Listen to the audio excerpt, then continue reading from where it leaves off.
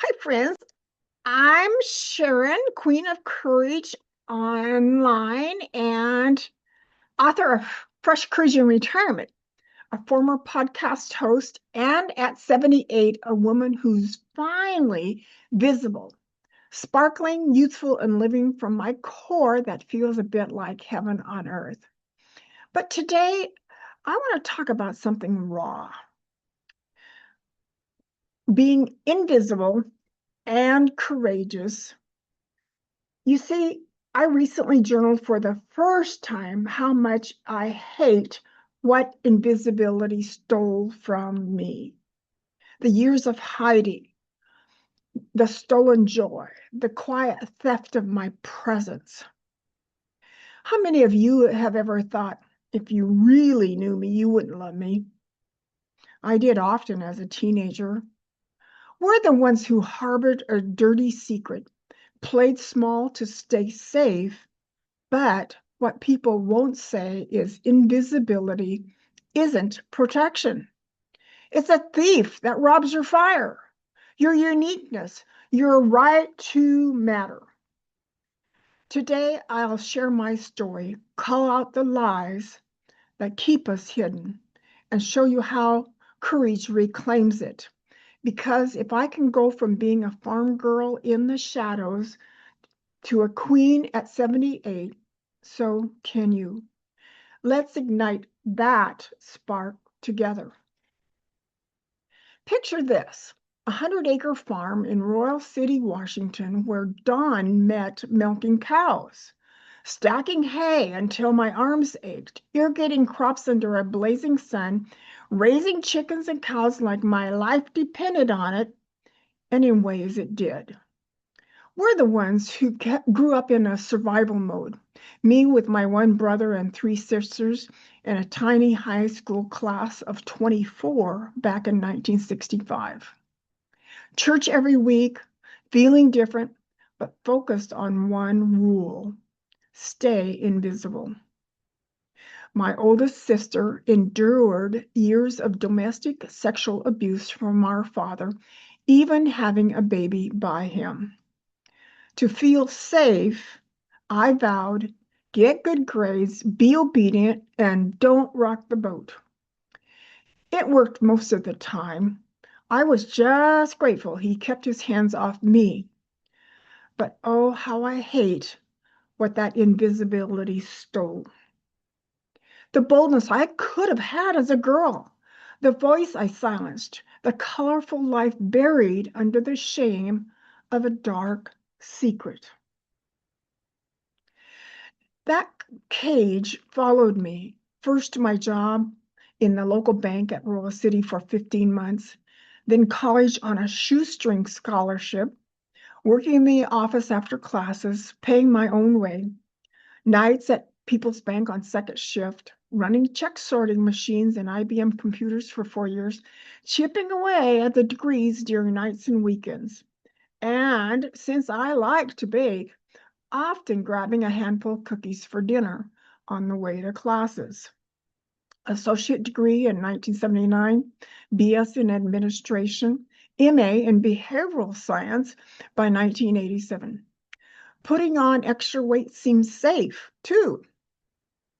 19 years at GTE in Everett and Tampa, and then even Dallas, Texas, working corporate jobs and climbing ladders in silence.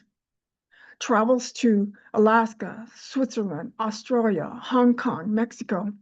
They started glimpses of possibility, but I stayed guarded.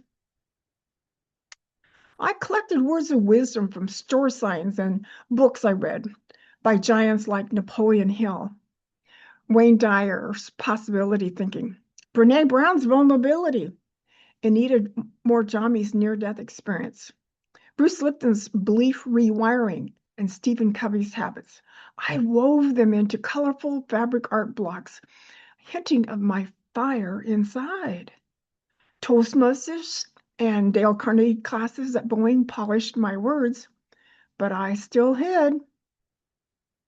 Then retirement changed everything. No structure, no identity. I became confused. How would I know if I'm productive? Invisibility had stolen decades, my sparkle, my impact, and heaven on earth the living I craved. When a new profiler called me an influencer, I laughed. They sure got that wrong. Me? The invisible one? But bit by bit, using my faith, I took baby steps. First, accepting a podcast guest invitation that sparked hosting my own 50 podcast. I posted about wisdom in my art blocks on YouTube and now on LinkedIn and Facebook. Wrote Fresh Courage in Retirement. And when I refused to live life based on fear, it took 15 years off my appearance. I've never spent a night in the hospital. By being mentally strong, healthy, faithful, and always single, now my days feel right because I'm inner directed from my soul. People won't say being invisibility steals your authenticity. It robbed my uniqueness, my joy, the chance to inspire. But courage, now that's the thief's worst enemy.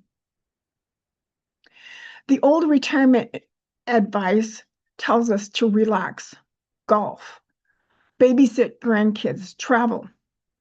But that's the myth. That's fear-based and peddled by financial gurus and glossy books. It sells safety, but ignores the theft. Relaxation without purpose turns to regret, a slow death at the core. Hobbies don't fill the do I matter hole.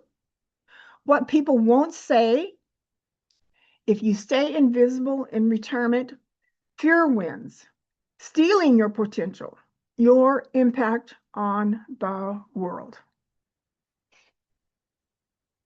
But here's how I think. Potential intrigued me from childhood. Behavioral science taught me to spot uniqueness, like I see in you. Near-death experiences and faith stories prove miracles and what's possible. Using Napoleon Hill's persistence, Norman Vincent Peale and Wayne Dyer's possibility, combine that with grit, and you reclaim what's stolen. As a natural encourager, I love bringing out the best in others. By defining your true self, being authentic, and courageously be your best, like I did, feeling like I defined my soul and started living from my core. We're the ones who milked cows at dawn, stayed obedient to survive, climbed corporate ladders, and now we're the ones refusing to let being invisible steal one more day. Remember back when the Peace Corps started and the courage and energy it stirred up? We were there when it started. Now it's our time for giving back and unlocking sparks within potentially thousands of others who are ready to shine. Now, I've created many tools to help you be courageous. My book, my podcast on YouTube, and a Spark program. Because I've lived the theft, hated it, and transformed it into sparkle at 78, I can see your uniqueness when you can't. Encourage your fire with faith and wisdom. And discover your spark, rekindle your joy. I teach you to define your true self.